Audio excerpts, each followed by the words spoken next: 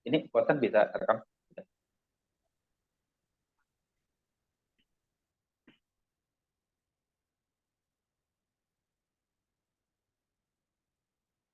Namo Sang Hyang Adi Budaya.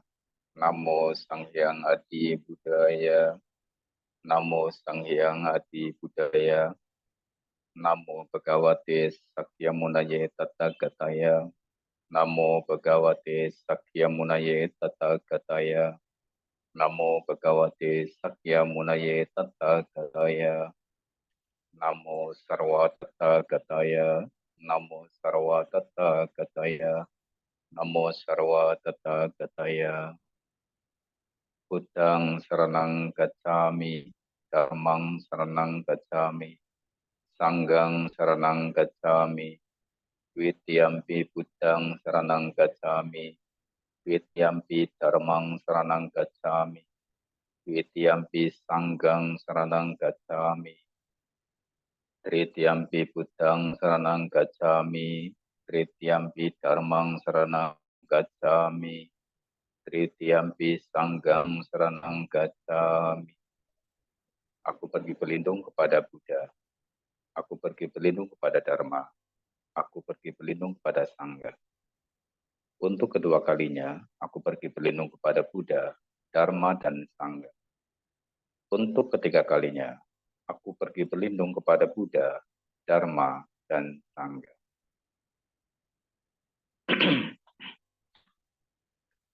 Selamat malam Bapak Ibu dan teman-teman semuanya. Berkumpul kembali di kelas meditasi menjelang Waisak ya. Hari ini adalah hari yang ke-6 kita melakukan meditasi tentang membangkitkan pikiran budi dan belajar tentang cara hidup seorang bodhisattva. Selama 6 hari ini kita ya kalau meditasi ya belajarnya cuma duduk aja. Terus lebih spesialnya metodenya adalah ngelamun. Ya, tapi ngelamunnya ngelamun istimewa. Ya itu pembenaran kita.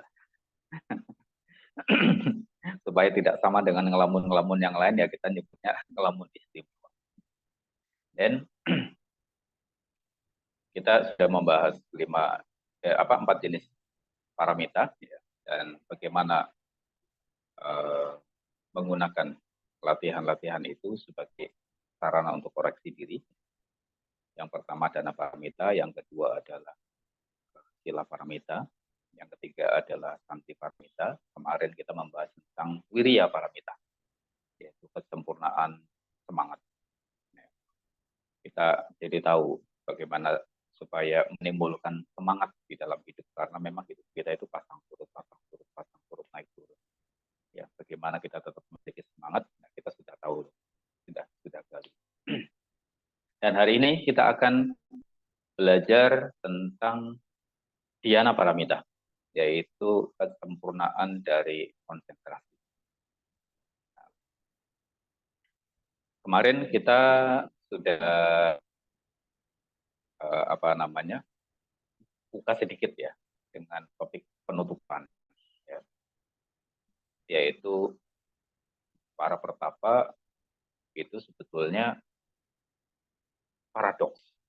Paradoksnya adalah mereka dituntut untuk hidup dengan disiplin yang tinggi, tidak boleh bermalas-malasan. Ya, bangun pagi-pagi sekali, jauh sebelum matahari terbit, ya, dan kemudian tidur larut malam, jauh setelah matahari terbenam. Tetapi di sisi lain paradoksnya adalah mereka melakukan kemalasan yang sempurna juga. Karena kalau dipandang dari sudut pandang duniawi, mereka kan hidupnya tidak produktif, tidak menghasilkan apapun yang dapat diukur secara duniawi. Tidak bekerja, kemudian tidak berkeluarga, tidak menghasilkan uang. Ya kalau dulu tidak menghasilkan uang, tapi sekarang banyak menghasilkan uang. Tapi kita tidak mengkritisi bagian itu. Kita tidak mengkritisi bagian itu. Tapi memang kenapa para biku, ya, para samana, para pertapa itu harus menghabiskan banyak waktu dengan bermeditasi? Ya karena itu pekerjaannya. Petani kerjanya bertani, ya. Supir kerjaannya nyupir, ya kan. Kalau pertapa kerjaannya ya bertapa. Kalau dia tidak bertapa itu dikatakan sebagai malas, walaupun dia sibuk melakukan berbagai macam aktivitas, ya kan. Ada yang ya aktivitas macam-macam, tapi kalau dia tidak bertapa, melalaikan tugas utamanya, melalaikan pekerjaan utamanya, maka dia disebut sebagai pemalas. Bayangkan kalau petani ternyata dia menghabiskan banyak waktunya untuk main game, walaupun dia bisa menghasilkan sejumlah uang dari main game, tapi kan pekerjaan utamanya diabaikan. Akhirnya dia tidak produktif dengan pekerjaan utamanya. Oleh para petani yang lain pasti dia disebut sebagai pemalas. Ya, oleh karenanya, pertapa, kalau dia mau disebut sebagai orang yang semangat, yang rajin, yang tekun, ya harus bertapa. Kalau pertapa tidak bertapa, ya pemalas namanya. Kan begitu. Nah, memang secara duniawi itu mereka tidak produktif. Kalau saya dalam sudut pandang duniawi melihat orang duduk meditasi berjam-jam satu hari, ngapain? Gitu. Nungguin apa? Ini kacamata saya misalnya, saya orang luar, ya, saya bukan Buddhis, saya tidak mengenal meditasi. Kemudian saya melihat orang yang berlatih meditasi. Ngapain? Duduk, ya diam. Gitu. Jadi ada yang meditasi metodenya mata terbuka, jadi kayak orang bengong, langsung begitu kan. Padahal dia lagi fokus melihat suatu objek, kemudian di label, ya, kemudian dia bahkan bisa memvisualisasikan objek pikiran numpuk di atas objek indera.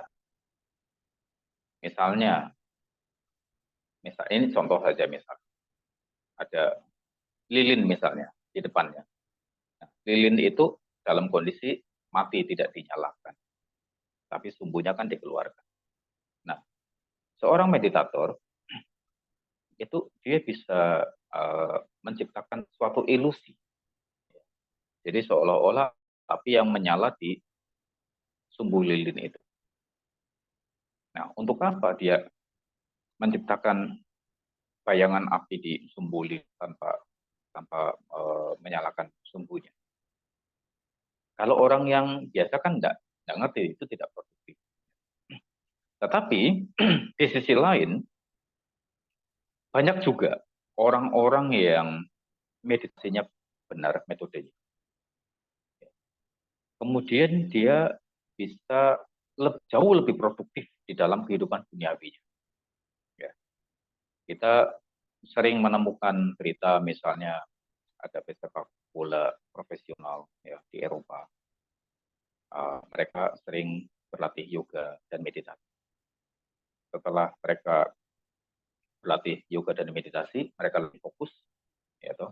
Mereka bisa bermain lebih efektif, ya toh, lebih terarah, dan sejak itu dia menciptakan goal-goal yang bagus, ya mungkin dia bisa membangun kerjasama tim yang bagus dan akhirnya karirnya naik.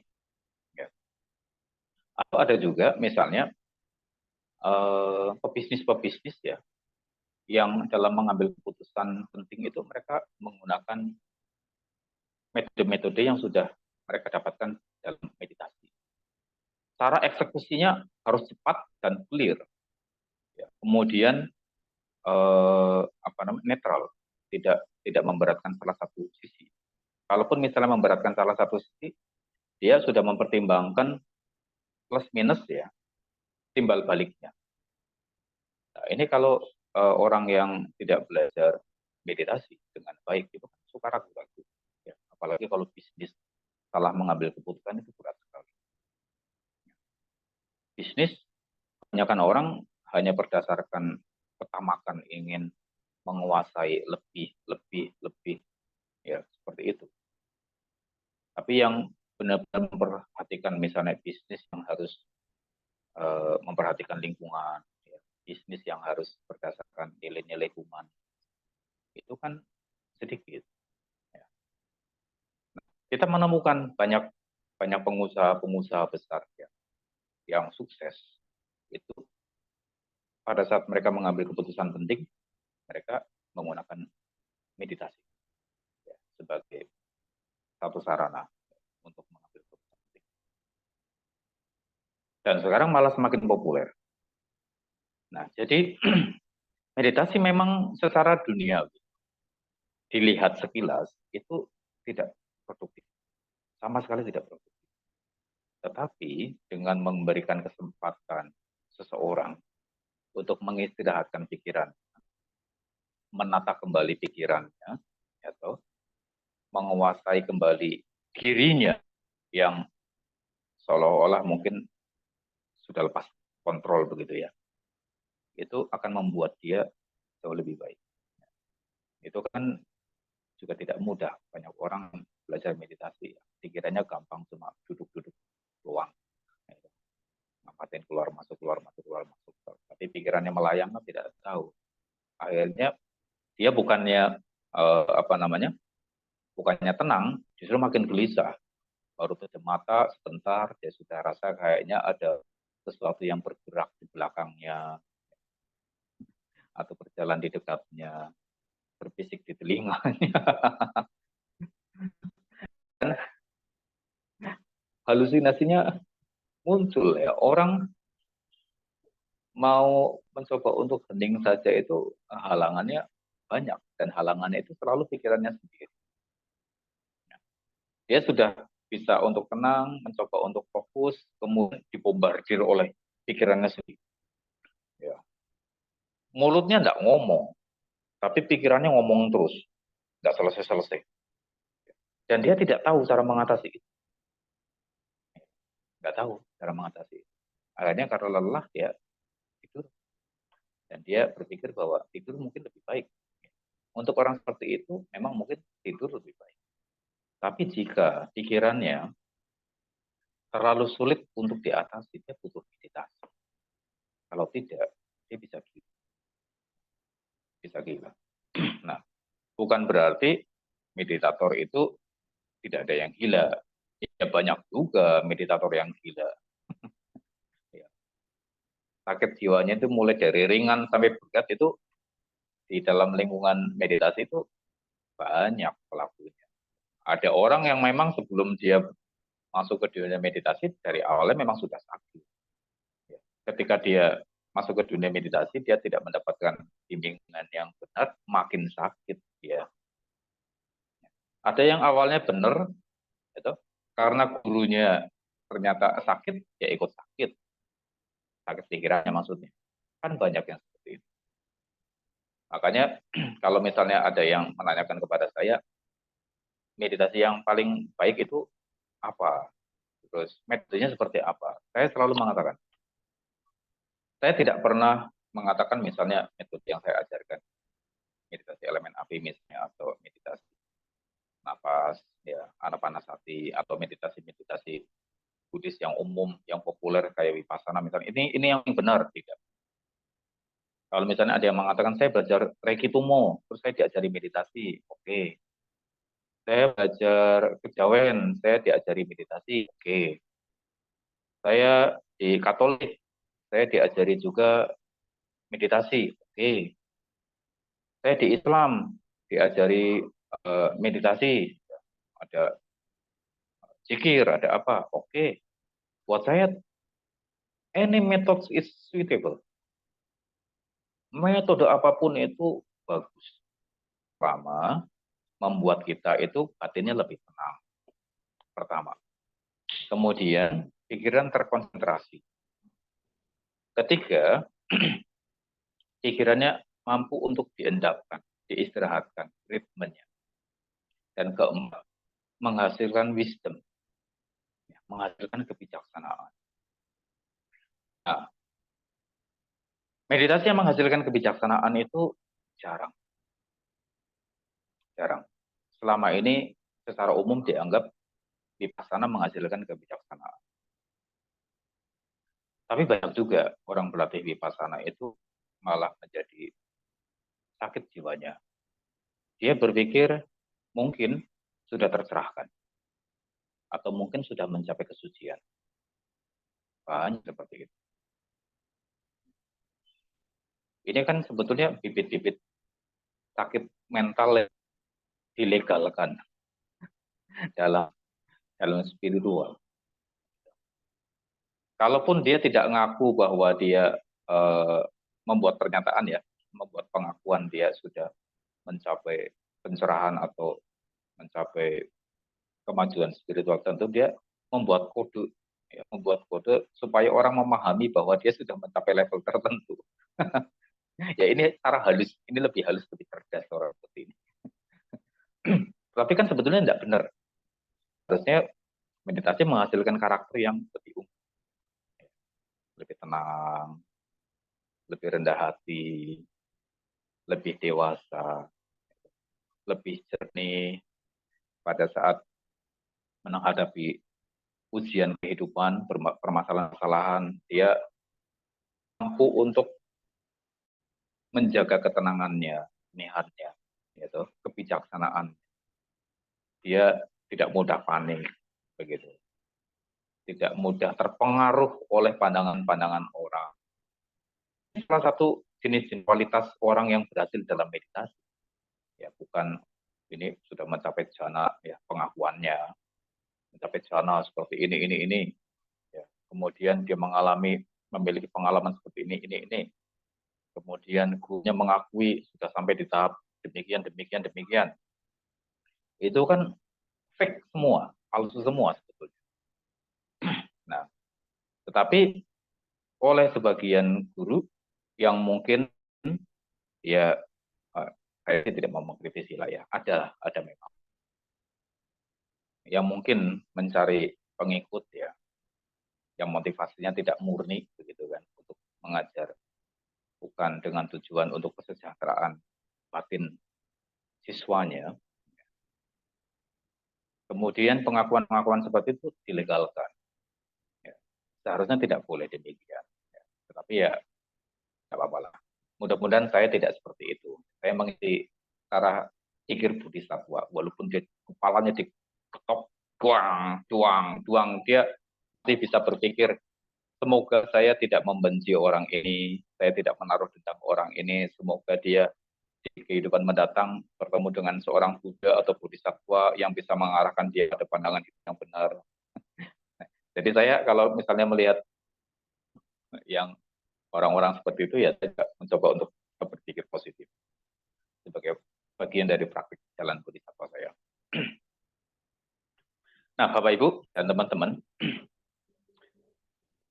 dalam waktu beberapa hari ini memang kita dilatih untuk menggali ingatan-ingatan kita, pengalaman-pengalaman hidup kita. Itu memang tujuannya sekian. Kita harus seperti membongkar puzzle. Puzzle-nya yang tadinya sudah tertata, tapi kan tidak rapi itu. Dibongkar ulang, disusun ulang, dan kemudian dirapikan. Ternyata di dalam tumpukan-tumpukan puzzle itu tidak semuanya itu terpasang dengan benar. Hanya sekedar ditaruh buruk begitu saja. Sehingga menimbulkan banyak sekali permasalahan di situ. Banyak sekali keruwetan, banyak sekali kerumitan. Nah, keruwetan dan kerumitan itulah yang kemudian urek. Kita ingat dengan jelas, kemudian kita pisahkan antara ingatan dengan lamunan karangan pikir. Ya. Sehingga ini menjadi jelas batas antara meditasi dan ngelamun.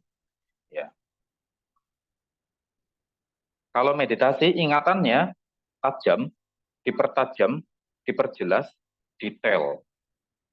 Kalau kemudian nyampur dengan lamunan, dipisahkan lamunannya di stop, pada bagian yang teringat itu diulang lagi, repeat lagi. Sehingga ingatan kita itu menjadi clear, menjadi jelas dengan peristiwa-peristiwa yang lampau. Kemudian kita gali motivasi kita melakukan aktivitas itu. Kemudian kita gali cara melakukan itu. Dan seterusnya efeknya. Nah itu kan melatih kehalusan budi pekerti akhirnya. Tuh. Kalau orang selama ini ngomong kita orang timur ya, apalagi misalnya orang Indonesia, itu punya keistimewaan budi pekerti yang luhur. Nah terus coba ditanya, bagaimana cara kita melatih budi pekerti yang luhur? Kalau zamannya sekarang ini, kita melihat ke sekeliling, orang Indonesia, orang Jawa sajalah, yang dikatakan sebagai suku yang paling punya budi pekerti halus di Indonesia. Kata-kata demikian, ngakunya kan demikian nih. Saya orang Jawa kan, saya ngakunya orang Jawa ini budi pekertinya paling halus di antara orang-orang yang lain, ya suku-suku yang lain. Tapi pada kenyataannya banyak juga yang busuk hatinya, kasar, ya toh, budi pekertinya. Nah, bagaimana cara kita memperkenalkan budi pekerti lagi kepada mereka? Bagaimana cara menghaluskan budi pekerti lagi? Selama ini kan kita hanya ngomong saja, nggak tahu metodenya. Nah, melalui latihan-latihan praktik bodhisattva ini, kita jadi tahu. Ya toh. Kita kan diajak merenung, diajak mengingat, ya toh. Diajak melakukan review, merefleks kembali, ya toh, peristiwa-peristiwa yang sudah kita lalui. Dan kemudian di situ kita melakukan perbandingan. Supaya apa? Supaya kita bisa melakukan peningkatan kualitas diri. Ada acuannya, yaitu praktik-praktik hidup bodhisattva yang melakukan tindakan-tindakan agung. Ya toh. Akhirnya kita, oh, cara menghaluskan seperti itu demikian. Itu kan kita tidak pernah bicarakan selama ini. Gitu. Nah, untuk itulah Bapak Ibu dan teman-teman, meditasi menghayal kita ini yang kita lakukan dalam waktu 1 minggu ini itu merupakan pondasi. Ya, metode ini sepele memang, sepele sekali, gitu. Cuma ngayal aja, enggak sepele sekali. Gitu. Tidak seistimewa meditasi-meditasi yang lain yang bisa dibanggakan, oh saya duduk meditasi sekian menit, kemudian saya mencapai jhana pertama, saya mencapai jhana kedua, saya mencapai jhana ketiga, dan seterusnya. Tidak ada hal yang dibanggakan seperti itu. Kita cuma ngayal, kemudian kita membongkar hasil ingatan kita, kemudian kita menyusun ulang, dan kemudian kita membenahi luka-luka batin kita, yaitu kemudian kita membetulkan sikap dan pandang kita, yaitu kita menghaluskan budi pekerti kita, akhirnya kita menemukan ketentraman karena kita sudah menjawab masa lalu kita. Kita sudah menjawab masa lalu kita. Dan inilah yang dilakukan sebetulnya oleh para pertapa. Seharusnya. Inilah yang harus dilakukan oleh para pertapa. Kalau pertapa yang berlatihnya tidak benar, justru akan menghasilkan kesombongan. Oh, saya sudah mencapai jana. Saya sudah mencapai kesucian. Saya sudah mencapai pencerahan. Disuruh menundukkan ego, malah ego. Kan kebalik, paradoks. Kita memang hidup di dalam dunia paradoks yang kita ciptakan sendiri kok. Ya. Disuruh tidak malas, malas. Disuruh jangan membenci, membenci. Beda organisasi, curiga. Ya, disuruh tidak serakah, serakah. Minimal cari pengakuan. Itu kan termasuk ketamakan juga. Ketamakan secara batin. Beda.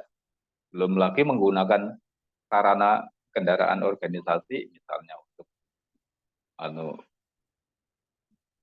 untuk memperkaya diri, kan ada juga orang-orang yang demikian.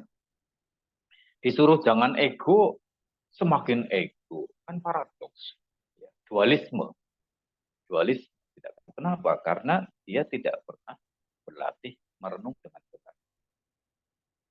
Meditasi perenungan ini memang tidak menghasilkan jana, tetapi menghasilkan ketentraman hati, menghasilkan ketentraman batin. Pada saat kita sudah berhasil membongkar puzzle kehidupan ini, ingatan kita ini, dan kemudian kita menyelesaikan masa lalu kita, maka kemudian kita menemukan ketentraman batin. Dan dengan cara demikianlah, para pertapa, para bodhisattva, para sramana, itu mengakhiri samsara. Ya. Bapak dan Ibu, bukankah kita di dalam masyarakat Buddhis senantiasa diberitahu bahwa para arahat dan Buddha ya, menanggung kehidupan terakhir mereka.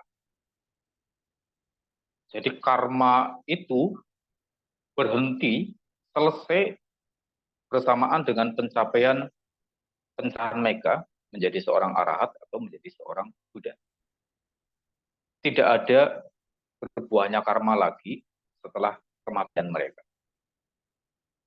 Walaupun selama bereon kali kelahiran ke belakang, itu aktivitasnya karmanya itu kan sambung menyambung, berurutan terus.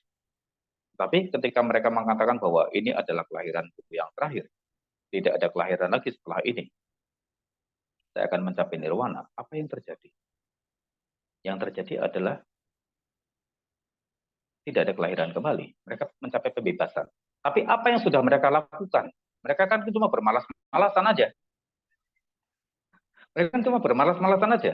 Duduk, ya, berhari-hari, berbulan-bulan, tidak melakukan apapun. Begitu kok mengatakan mereka sudah terbebaskan. Coba, logikanya di mana? Kan paradoks. Iya kan? Mereka tidak melakukan apapun. Kalau dikatakan membersihkan batin ya, itu internal kan? Internal. Tapi secara kasat mata yang terlihat kan tidak melakukan apapun. Kemudian barangkali kalau kita berpandangan biru, ini ngaku-ngaku aja barangkali nih, ya kan? Nah, biar mendapatkan penghormatan, biar mendapatkan sanjungan, biar mendapatkan keuntungan-keuntungan yang lain nih, gitu kan? Kalau kita berpandangan keliru, dan itu memang juga tercatat di dalam apa namanya khotbah Buddha ya secara umum. Nah inilah. Jadi pengertiannya, kenapa seseorang kemudian bisa memandulkan karma-karma di masa lalu, tidak berbuah lagi di masa depan. Kenapa? Rahasianya apa? Karena mereka menyelesaikan masalah-masalah kehidupannya di dalam pikirannya sendiri. Mereka hanya duduk, kemudian menyelesaikan seluruh masalah kehidupannya, menyusun ulang puzzle-nya. Dan kemudian mereka menghentikan itu.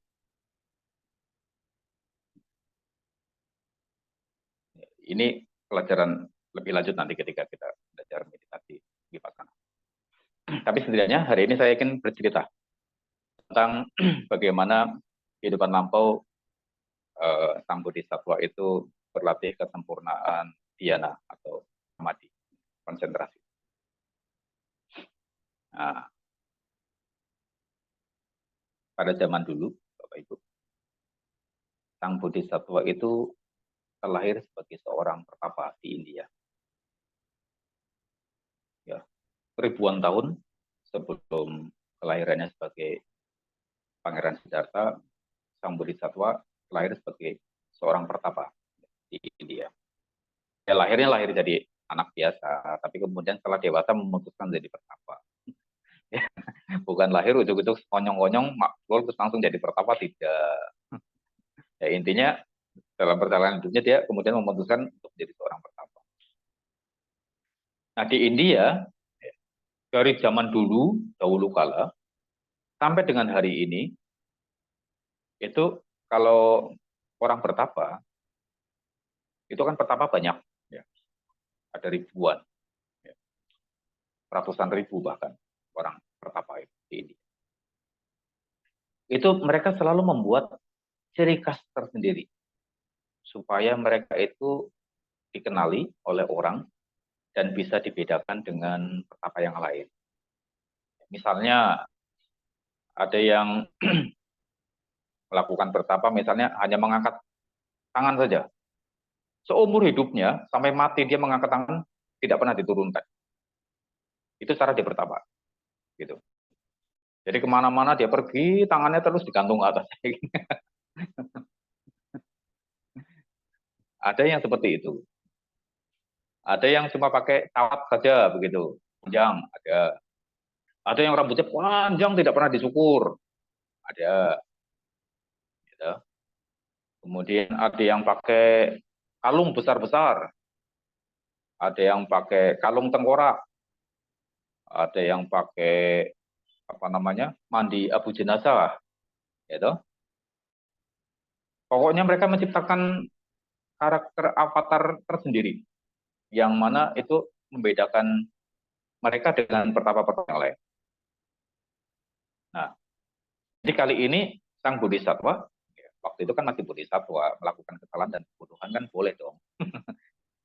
Nah, karena pikirannya kan masih terjebak di dalam kilesa. Bodhisattva juga berlatih dengan cara yang sama. Jadi sang bodhisattva untuk dikenali berbeda dengan pertapa yang lain, apa yang dilakukan? Dia itu menggantungkan rambutnya ke atas. Jadi awalnya pakai tali, ya apa pakai kayu, ikat, kemudian rambutnya kalau memanjang diikat ke atas, terus memanjang ke atas, terus dilingkarin ke atas. Nah, tidak pernah dipotong, selalu seperti itu.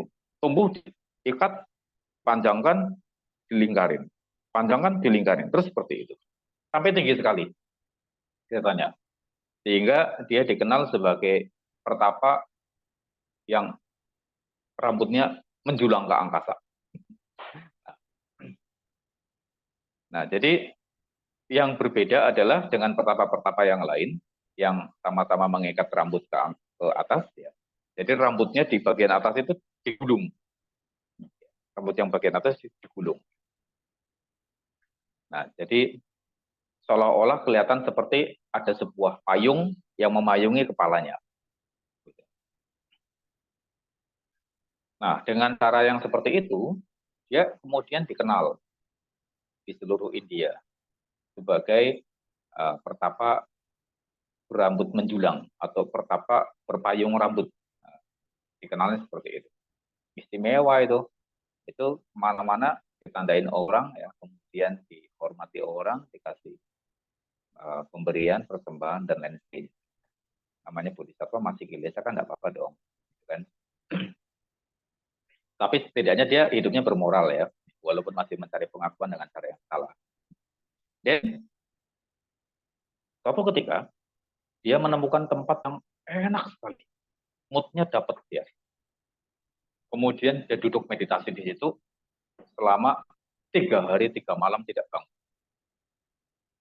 Ya, meditasi 3 hari 3 malam tidak bangun dari tempat duduk. Nah, ternyata dia dalam waktu 3 hari 3 malam itu memasuki kondisi jana yang mendalam. Nah, pada saat dia memasuki kondisi jana itulah, kemudian itu kan musim burung kawin ceritanya. Burung ini ada sepasang burung, ya, habis mereka memadu kasih ceritanya, mereka mau pulang ke sarangnya, jaraknya masih cukup jauh. Nah, kemudian si burung betina ini dia merasa bahwa telur di dalam perutnya itu sudah mau keluar. Sementara jarak sarangnya itu masih cukup jauh. Sehingga dia memutuskan untuk membangun sarang yang paling dekat. Nah, ternyata ketika dia sedang terbang itu, dia melihat kok ada sesuatu yang seperti sarang burung. Terus dia hinggap. Wih, ternyata empuk. Wah, hangat pula. Enak ini, cocok gitu. Kemudian sepasang burung ini membangun sarang di situ. Yang tidak lain itu adalah rambutnya sang bodhisattva. Ya, burung ini bersarang, bertelur di situ. Dalam satu hari dia bertelur tiga butir. Nah, kemudian pada hari yang ketiga, sang bodhisattva itu keluar dari jananya, dia bangun. Tapi dia merasa ada sesuatu yang aneh dengan kepalanya. Ada yang bergerak-gerak di atas kepalanya. Diam, dia diam. Apa? Dia mencoba untuk merasakan. Kemudian terdengar suara burung. Wah, dia tahu. Ternyata ada burung bersarang di atas kepala. Dia lagi bertelur. Waduh, matang. Ini kalau burung telur di sini, lama dah dia. Ayam saja 3 minggu baru menetas. Ya kan? Kalau burung berapa lama ini dia baru menetas di situ. Waduh, tapi saya adalah seorang bodhisattva. Dia masih ingat, saya adalah seorang bodhisattva, saya tidak boleh menyakiti makhluk lain. Ya. Dia bersarang di rambutku, jadi saya tidak boleh mengusir dia. Ya, apalagi dia sedang ada telur di situ. Jadi kalau saya bergerak, saya akan memecahkan telur-telurnya. Wah, apa yang harus saya lakukan? Nah, akhirnya bodhisattva bertekad. Saya akan bermeditasi lagi sampai telur-telur itu menetas. Baru saya bangun. Nah, benar, dia bermeditasi. Meditasi dia kurang lebih selama sekitar 3 minggu.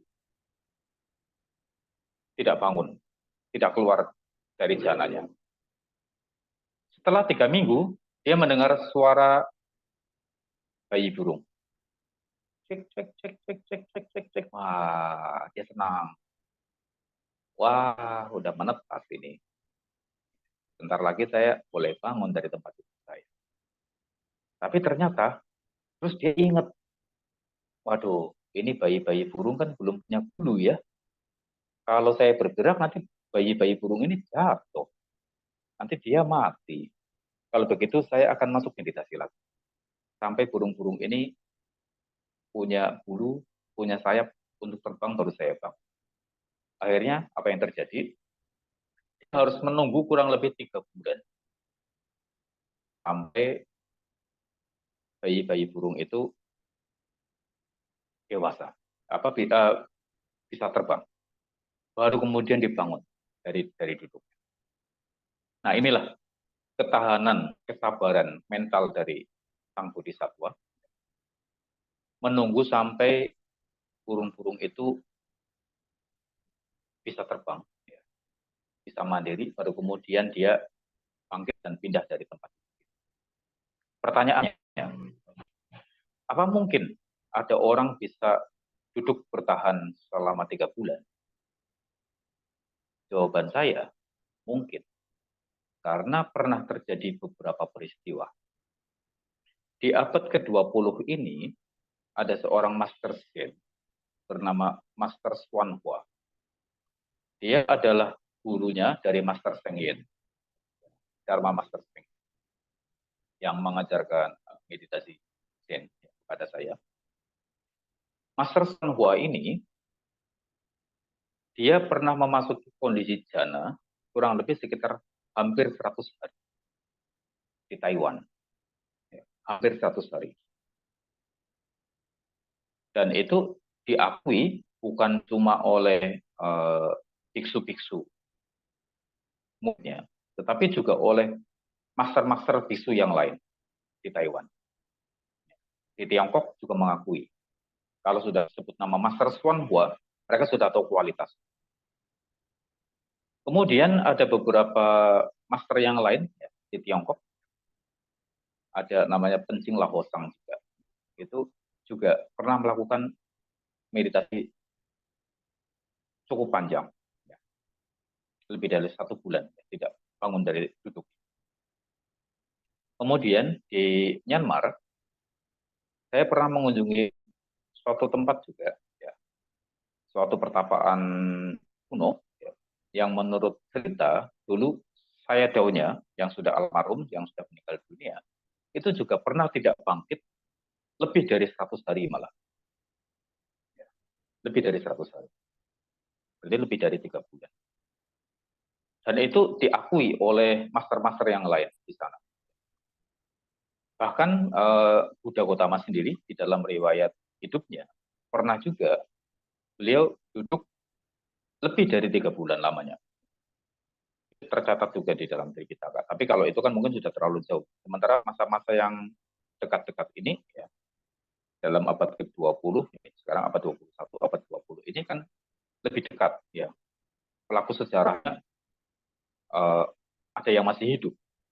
Ya kan? Saksi sejarahnya ada yang masih hidup. Nah, itu kemudian diyakini. Memang ada orang yang bisa memiliki kontrol pikiran sangat baik, kemudian dia tenggelam di dalam jana, dan dia mengalami kondisi, ini bukan, kalau bahasa orang umum mungkin apa ya, mati suri ya, ya mati suri. Jadi dia bisa mengistirahatkan total pikirannya, dia menghentikan jeda ruang dan waktu sementara. Kalau orang memasuki kondisi jana, jana yang keempat saja, Bapak Ibu, perlu untuk diketahui, misalnya Bapak Ibu memasuki kondisi jana yang keempat, Anda duduk kurang lebih sekitar 3 atau 4 jam. Itu hanya terasa baru duduk sekitar 10 menit saja. Tidak lama. Ya. Ketika teman saya yang dari Kamboja berarti meditasi di Myanmar, yang kemarin saya ceritakan, dia duduk 1 hari 10 jam. Kami kan bertanya-tanya, kamu yang dirasakan apa waktu meditasi? Saya hanya memasuki jana. Dan saya pikir saya baru duduk mungkin 1 sesi saja, karena 1 sesi itu di Myanmar dibatasi 1 jam. Dia pikir dia cuma duduk 1 sesi, tapi ternyata itu sudah 10 jam. Jadi waktu seolah-olah berhenti bagi orang yang memasuki kondisi jana. Jadi kalau misalnya ada orang yang bertapa kemudian dia bisa bertahan sampai beberapa bulan, kalau saya, karena saya pernah uh, melakukan pertapaan ya, walaupun apa namanya tidak sesempurna mereka, jauh dari dari praktek-praktek mereka. Tapi paling tidak saya sempat menyelami, ya, saya sempat bertemu dengan beberapa orang yang latihannya istimewa. Saya harus mengatakan bahwa kejadian itu sangat mungkin dan sangat memungkinkan. Ya, oleh karenanya Bapak Ibu dan teman-teman, dalam praktek kesempurnaan dhyana atau samadhi ini, sang bodhisattva itu tidak bisa dibandingkan dengan siapapun. Keteguhannya dalam samadhi itu tidak bisa dibandingkan dengan siapapun. Nah, sekarang kita sebagai perumah tangga yang jelas tidak mungkin melakukan praktek-praktek tindakan-tindakan yang di luar logis sebagaimana yang dilakukan oleh Bodhisattva, ya kita cukup merenung saja 30 menit, membongkar puzzle ingatan kita.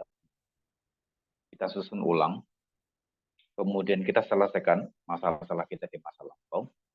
Ya. Kita ingat kembali ya kebajikan-kebajikan yang sudah kita lakukan, praktek-praktek kesabaran yang sudah kita lakukan, kemudian semangat yang kita miliki ya di dalam hidup, ya kita ingat, kita bongkar, sampai kemudian kita ketahui salahnya di mana, kenapa kita tidak mengembangkan itu, kenapa kita tidak meningkatkan itu, ya, kita bongkar kembali. Motivasinya juga kita bongkar. Terutama adalah motivasi, karena untuk bisa mengubah motivasi itu bukan pekerjaan yang mudah. Oke, kita bermeditasi. Kita ngelamun dulu.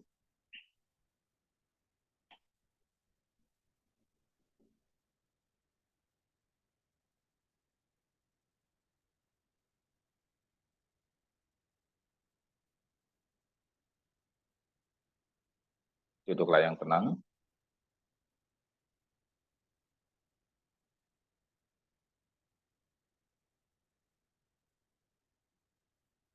ketenangan tubuh dan pikiran.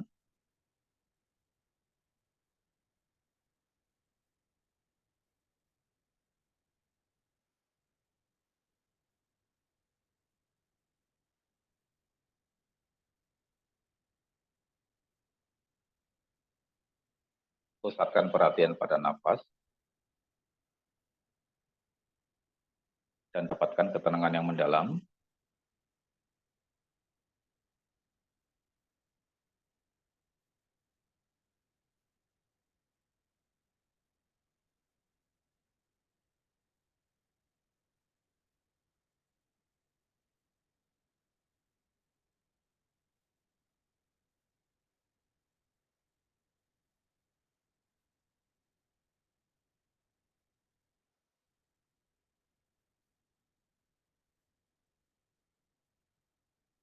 Sekarang kita akan mengembangkan latihan bodhisatwa kita dalam kesempurnaan samadhi.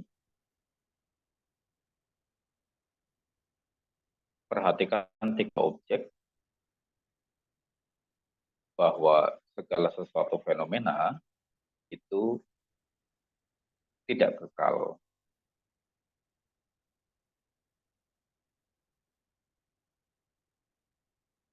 Bentuk-bentuk pikiran tidak kekal. Rasa sakit tidak kekal. Gatal tidak kekal. Kejenuhan tidak kekal. Kegelisahan tidak kekal. Kecemasan tidak kekal.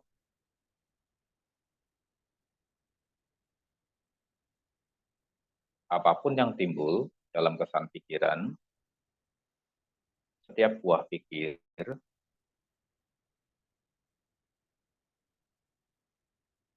setiap gejolak batin, setiap rasa sakit pada fisik, disadari sebagai tidak kekal dan kita tidak bereaksi. Jika ada rasa sakit, rasakan, ketahui dia timbul, dia berproses, dan kemudian dia akan hilang dengan sendirinya.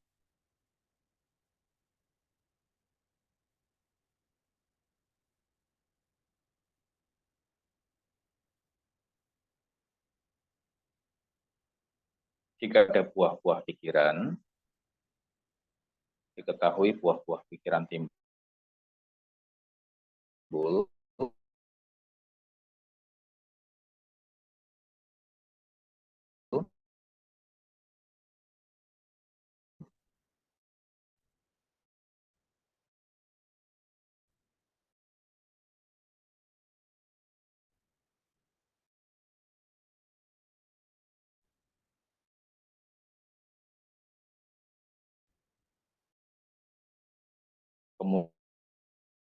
kemudian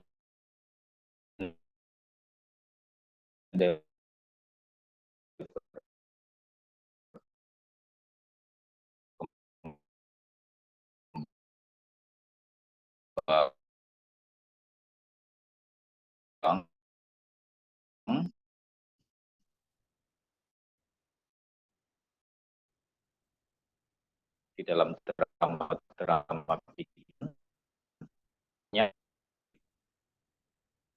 ada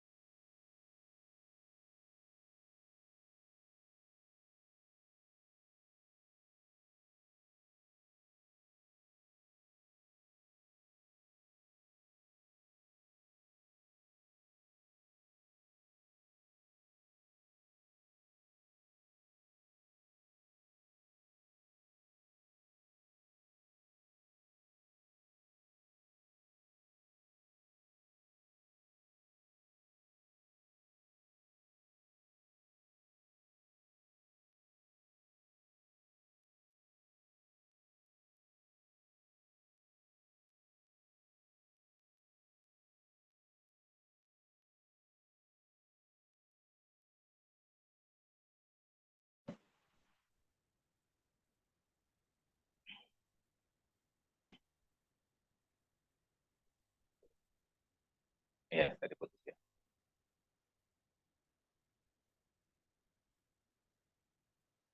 Bapak Ibu dan teman-teman,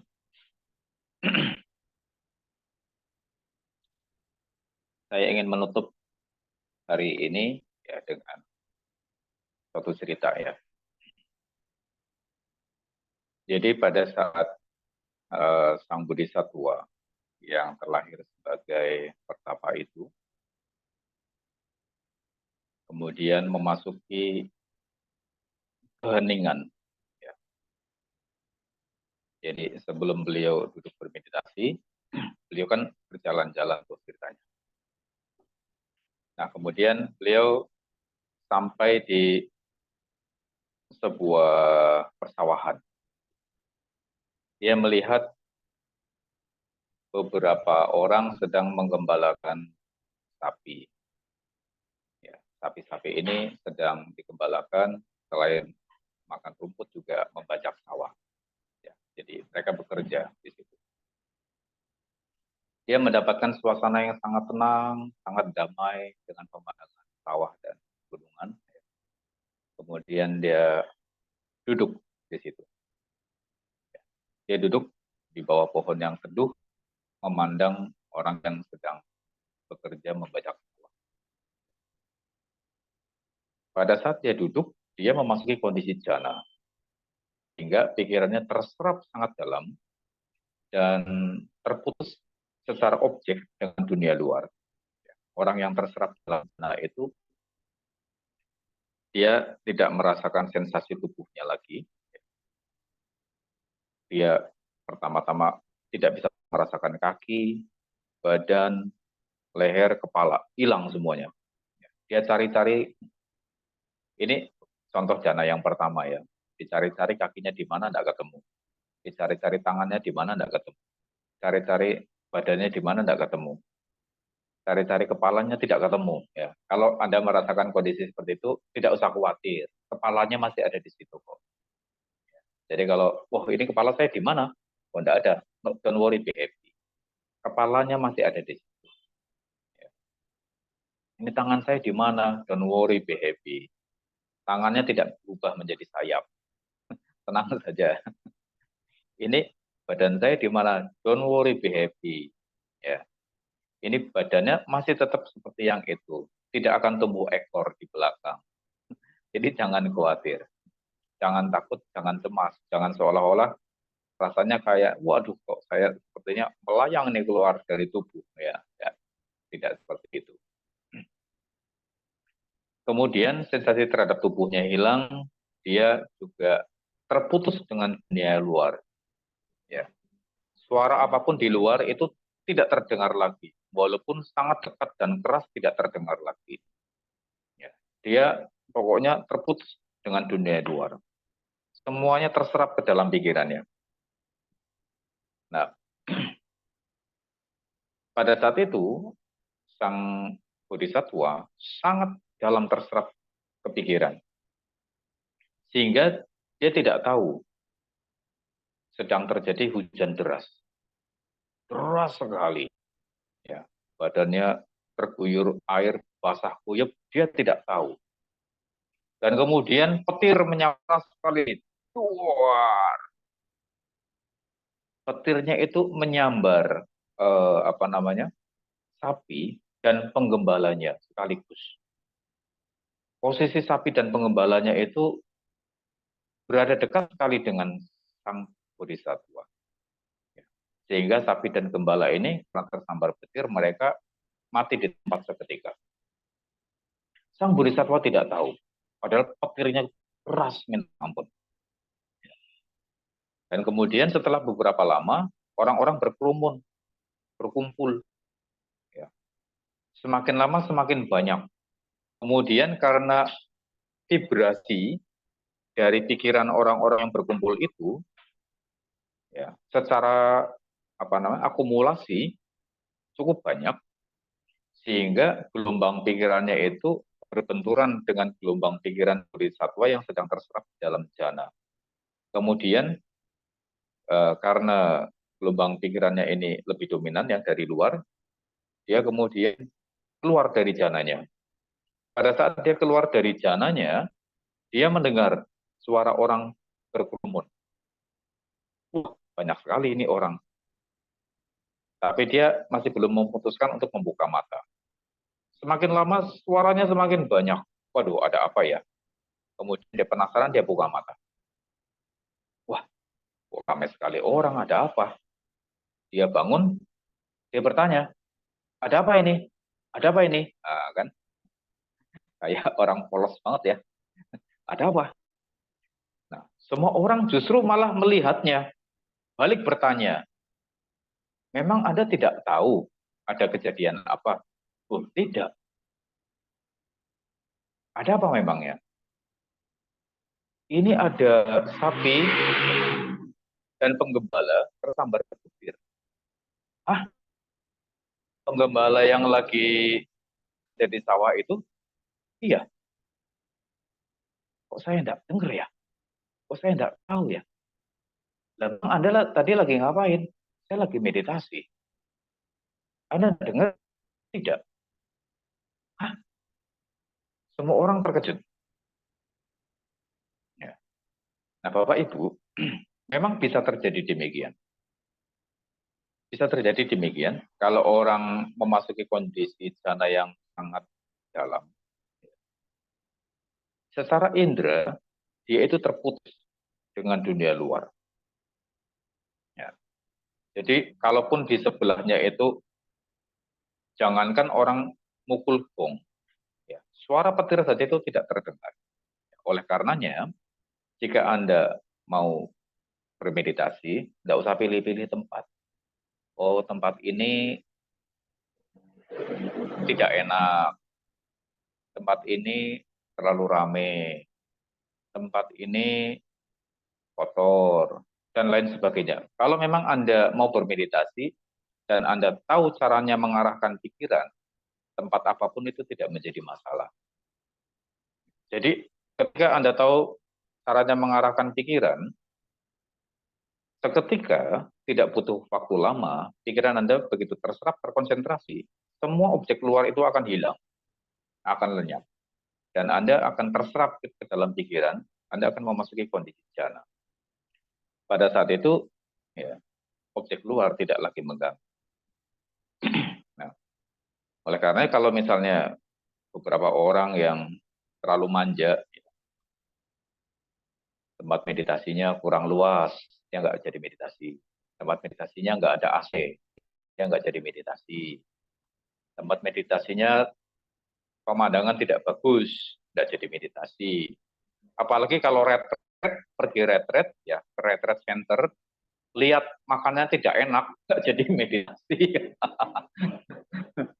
Gurunya kurang ganteng, nggak jadi meditasi. Nah, itu kan faktor-faktor eksternal. Tapi kalau untuk seseorang yang sudah berkembang konsentrasinya, ya, dia sudah tahu cara mengarahkan pikiran pada objek, ya tempat-tempat faktor-faktor eksternal itu tidak akan mengganggu lagi. Nah, Bapak Ibu, dari sini kita belajar bahwa Sang Bodhisattva itu melakukan segala sesuatu itu secara profesional, tidak tanggung-tanggung. Ya. Ketika dia menyempurnakan kesempurnaan memberi, itu kita sulit mencari tandingan. Kita sulit mencari tandingan. Yang dilakukan oleh beliau dalam mengembangkan kesempurnaan memberi atau dana paramita itu merupakan tindakan agung yang sulit dicarikan tandingan. Ya, mau diceritakan berapa banyak itu sulit ya mencari tandingan. Ketika beliau melatih kesempurnaan moral atau sila, itu juga sulit dicarikan tandingan. Ketika beliau melatih kesempurnaan dari kesabaran, kita sulit mencarikan tandingan. Itu tindakan-tindakan unggul seperti itu jarang sekali dilakukan. Ketika beliau mengembangkan samadhi, juga sama. Sulit dicarikan tandingannya. Orang yang benar-benar bisa mengendapkan pikiran, benar-benar total, itu sulit dicarikan tandingan. Hari ini kita belajar paradoks tentang pikiran secara langsung. Kita hari ini hanya dengan hal yang sederhana saja, mengatakan kepada segala sesuatu fenomena, baik pada fisik maupun mental, sebagai tidak kekal. Awalnya itu cukup merepotkan. Begitu muncul pikiran, tidak kekal. Begitu muncul gejolak batin, tidak kekal. Begitu muncul eh, sensasi pada tubuh, ya, pegel, kemudian sakit, gatal, ya, itu kita sibuk mengatakan dan meyakinkan diri sendiri ini tidak kekal. Walaupun sudah tahu ini tidak kekal, tapi kita sulit untuk bertahan. Nonton aktivitas ini muncul, berkembang, lenyap sampai selesai, itu sulit dilakukan oleh orang dengan tenang. Umumnya begitu pegal sedikit geser, gatel tidak tahan garuk, gitu. Kemudian ya pokoknya sulit lah untuk nonton. Dengan benar-benar netral, tidak ada tidak ada reaksi apapun, hanya nonton saja, melihat, memastikan, meyakinkan pada diri sendiri bahwa ini tidak kekal, fenomena-fenomena ini tidak kekal, itu jarang yang bisa bertahan. Awalnya kayaknya sibuk sekali, semua tidak kekal, ini tidak kekal, ini tidak kekal. Tapi ternyata paradoksnya, begitu kita melihat bahwa segala sesuatu fenomena ini tidak kekal, buah pikir tidak kekal, kita mampu untuk bertahan tenang melihat ini timbul tenggelam, gejolak batin, ya, bosan, nyaman, ya, tenang, itu tidak kekal, ya, jengkel tidak kekal, dan sensasi tubuh tidak kekal. Ya. Sebagai akibatnya, kita justru malah memasuki kondisi hening. Semua aktivitas pikiran berhenti, gejolak batin berhenti, dan tubuh terasa sangat nyaman sekali. Nafas halus sekali. Barangkali ada di antara Bapak Ibu di sini yang merasakan itu. Itu pun harus diketahui. Hening ini juga tidak kekal. Pada saat kita menyadari bahwa hening tidak kekal, bukan berarti kemudian kita menggerakkan kondisi batin supaya gelisah lagi, tidak. Tidak. Jadi kita hanya sekedar tahu saja bahwa hening juga tidak kekal. Kemudian timbul buah pikir lagi, ya, tapi slow, kita tahu tidak kekal. Justru karena kita melihat dan menonton segalanya itu dengan tenang, netral, keheningan itu bertahan lebih lama. Bertahan lebih lama dan bertahan lebih dalam. Simple, sederhana seperti itu.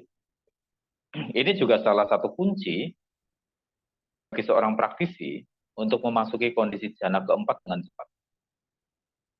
Karena jana keempat ditandai dengan equanimity atau UPK yang sangat kuat, yaitu keseimbangan batin yang sangat kuat. Keseimbangan batin di sini adalah tidak bereaksi terhadap objek apapun, baik itu pada fisik maupun pada mental. Umumnya, meditator itu hanya memasuki jana pertama, kedua, dan mentok jana yang ketiga. Sangat sedikit yang bisa memasuki kondisi jana yang keempat. Nah, padahal untuk bisa memasuki kondisi jana yang keempat itu kita merasakan blissful, blissful apa ya? Seolah-olah penuh dengan berkah. Sangat nyaman, sangat tenang, sangat seimbang, ya. Kita tidak terganggu dengan apapun, balance, ya. Ya, pokoknya sulit untuk diceritakan. Kita bisa berada di dalam kondisi ini kurang lebih 30, 40 menit, 50 menit aja itu sudah wah, nyaman sekali. Ya, itu jauh melebihi kita tidur seharian, 24 jam. Enaknya. Nah, jadi saya kasih kunci ini. Untuk bisa memasuki kondisi jana keempat dengan cepat. Itu kan banyak nih orang rutenya. Ya. Ada yang fokus kepada nafas, keluar masuk. Ada yang fokus pada objek tubuh, ya kesadaran tubuh, ya, dia memastikan tubuhnya tidak tegang jauh sampai ke dalam, ya. Terus cek, recek, cek, recek, cek, recek terus menerus, ya. Ada yang kemudian ada yang nafasnya keluar masuk, ada yang kembang kempis perut, ya, sama. Ada yang dengan visualisasi cahaya, ya, ada yang dengan visualisasi objek tertentu, ya. Tapi kalau Anda mau punya kunci memasuki kondisi jana yang keempat dengan sangat cepat, perhatikan, setiap fenomena tidak kekal. Ya. Kalau Anda beruntung, Anda melatih ini terus-menerus, barangkali Anda hanya butuh waktu kurang lebih sekitar 10 menit saja memasuki kondisi jana yang keempat. Ya. Kira-kira itu yang bisa saya sampaikan malam ini. Kita akan bertemu besok pada hari yang terakhir dengan pembahasan prasnya paramita, yaitu kesempurnaan kebijaksanaan. Kita tutup dengan doa dulu, doa kebahagiaan.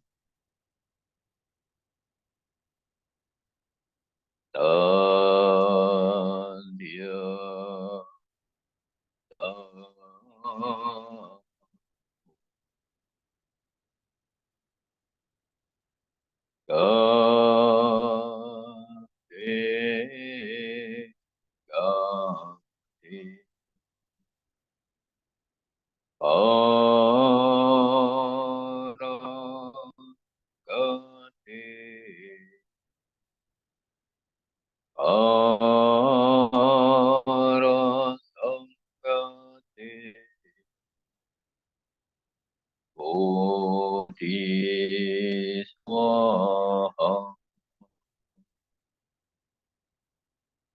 Tadya Tam.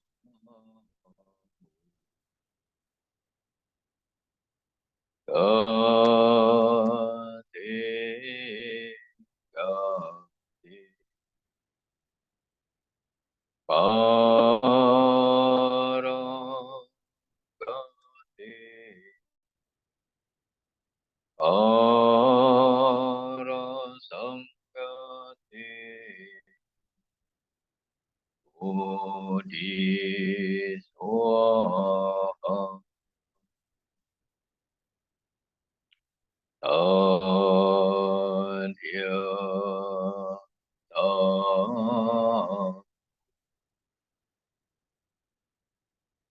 Kate Kate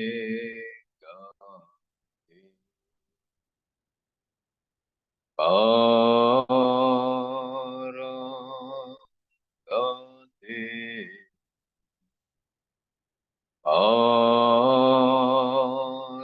Sangkate Bodhi Swaha.